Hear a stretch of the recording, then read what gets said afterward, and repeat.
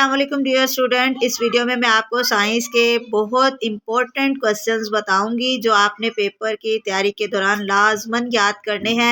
इंशाल्लाह इसमें से बहुत से क्वेश्चन आपको आएंगे।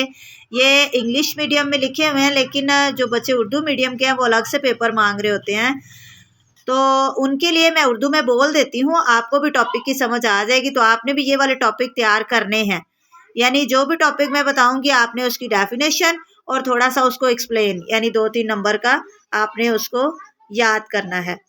आपने वीडियो को एंड तक लाजमन देखना है। मैं आपको कुछ MCQs भी बताऊंगी, लेकिन पहले हम टॉपिक देख लेते हैं। तो ये आपने तमाम टॉपिक्स याद करने हैं। तो नंबर 1 है ट्रॉफिक लेवल।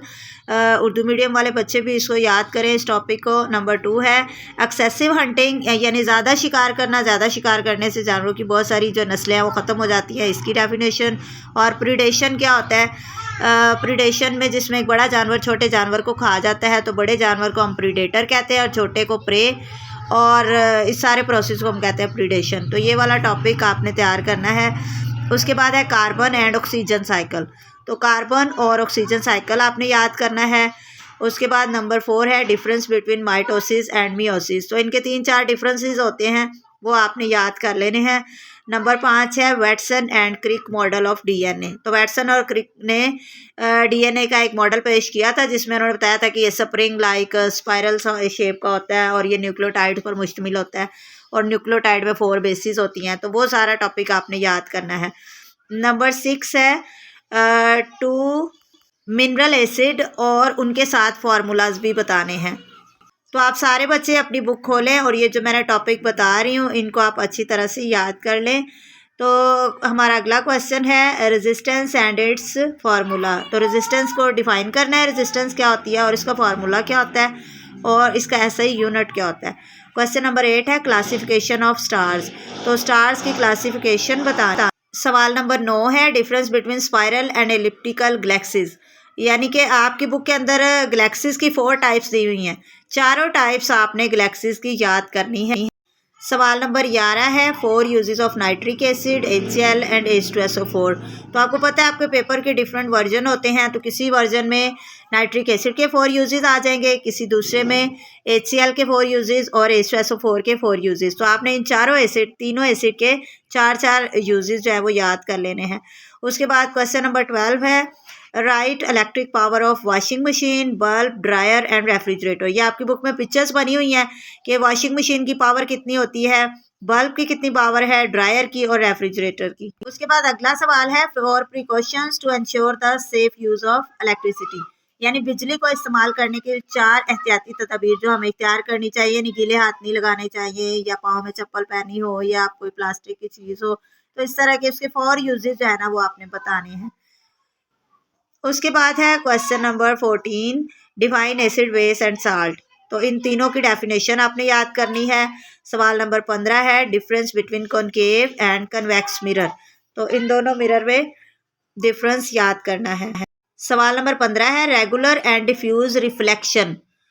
इन दोनों में डिफरेंस याद करना है। सवाल नंबर 17 है 4 organic acid and their sources. तो पहले आपने 4 मिनरल एसिड और उनके फार्मूला आने चाहिए, और एक सवाल ये है कि 4 ऑर्गेनिक एसिड और उनके सोर्सेज कि ये मिलते कहाँ से हैं। नेक्स्ट हमारा टॉपिक है वेरिएशन एंड अडेप्टेशन। तो इन दोनों में आपने थोड़ा थोड़ा 2-2 लाइन का इनका डिफरेंस याद कर लें।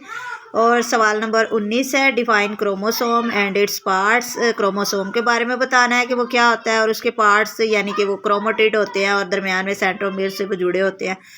और उसके बाद 20वां सवाल है फूड चेन और फूड वेब में क्या फ़र्क होता है, दोनों की डेफिनेशन याद करनी है। उसके बाद नेक्स्ट हमारा क्वेश्चन है सवाल number 21 define migration, competition, symbiosis. इनका कोई 2-2, 3-3 लाइनों में आप इन सब की डेफिनेशन याद कर लें। उसके बाद सवाल नंबर 22 है define pressure and its unit.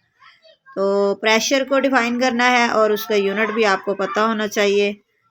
और सवाल नंबर 23 है difference between periscope and telescope.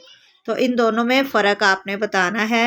Periscope जो है ये बड़ी बड़ी चीज़ों को देखने के लिए इस्तेमाल होती है, और टेलीस्कोप जैसे वो दूर की चीज़ों को इस्तेमाल होती है देखने के लिए, दूरबीन जिसे कहते हैं।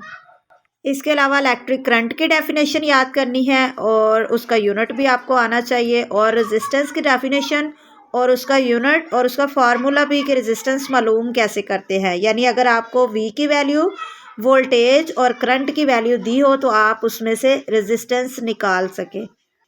उसके अलावा ये पावर याद करनी है कि ये एलईडी की पावर जो है वो 150 वाट होती है, ड्रायर की पावर 1800 वाट है, वॉशिंग मशीन की पावर 500 वाट है, बल्ब की जो पावर है वो 12 वाट होती है, रेफ्रिजरेटर की 200 वाट होती है, और हीटर की जो वाट है वो 800 वाट होती है। ये आपने एमसीक्यूज़ के लिए।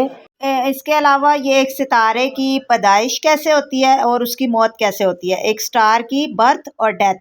तो उसके जो 4 स्टेप होते हैं ये आपने याद करने हैं कि सबसे पहले वो येलो स्टार बनता है, फिर वो रेड जाइंट बन जाता है, सुर्ख जाइंट, और उसके बाद वाइट ड्वार्फ बन जाता है, और उसके बाद ब्लैक ड्वार्फ बन जाता है।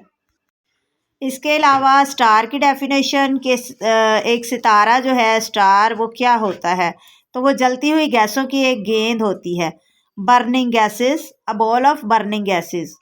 इसके अलावा फ्यूज़ की डेफिनेशन है कि फ़्यूज़ क्या होता है और किस तरह से हम घरों में फ्यूज़ लगाते हैं इलेक्ट्रिक सर्किट में, जिससे फिर हमारी जो चीज़ें हैं वो जलने से, ख़राब होने से बच जाती हैं। अगर एकदम तेज़ लाइट आए तो जो फ्यूज़ है वो उड़ जाता है, लेकिन हमारी चीज़ें ख़राब होने से बच जाती हैं। तो फ्यूज़ के बारे में प्रेशर का फार्मूला, प्रेशर मालूम करना आना चाहिए। अगर आपको फोर्स दी हुई है और एरिया दिया हुआ है तो P is equal to F/A होता है। तो फोर्स को एरिया से डिवाइड करके प्रेशर आ जाएगा। और एक आपने ये वाली डायग्राम याद करनी है, और इसमें आपको पता होना चाहिए कि 0 से लेके 7 तक जो है वो चीज़ एसिड होती है, और 7 से ऊपर जितनी ज़्यादा pH होगी वो चीज़ बेसिक होगी, और 7 पे कोई भी चीज़ न्यूट्रल होती है। तो pH अगर कम हो रही है तो वो चीज़ स्ट्रॉन्ग एसिड है, और अगर pH बढ़ रही है तो वो चीज़ स्ट्रॉन्ग बेस है। तो ये आपने याद करना है। एक आपने ये वाला टेबल याद करना है कि HCl में ब्लू लिटमस डालें तो वो रेड हो जाता है, और अगर HCl में मिथाइल ऑरेंज डालें तो वो भी रेड हो जाता है, और अगर उसमें फिनोफ्थलीन डालें तो वो कलरलेस हो जाती है। एक आपने ये वाला टेबल याद करना है, कुछ एसिड और बेसिस दिए हुए हैं, इनके अंदर यूनिवर्सल इंडिकेटर डाल के उसका कलर चेक करना है, और फिर देखना है कि उसकी pH कितनी है। तो अगर रेड कलर हो तो उसकी pH 1 होती है, और अगर येलो कलर आए तो उसकी pH 3 होती है, पर्पल कलर की pH 14 होती है, ब्लू कलर की 11 होती है, तो अगर ग्रीन कलर आए तो pH 7 होती है। तो ये डियर आपके कुछ मोस्ट इम्पॉर्टेंट क्वेश्चन थे, आपने ये सारे क्वेश्चन लाजमी याद करने हैं। इंशाल्लाह आपका पेपर अच्छा हो जाएगा, और मेरे चैनल को आपने सब्सक्राइब कर देना है और वीडियो को लाइक भी ज़रूर करना है। तो मिलते हैं नेक्स्ट वीडियो में, तब तक के लिए अल्लाह हाफिज़।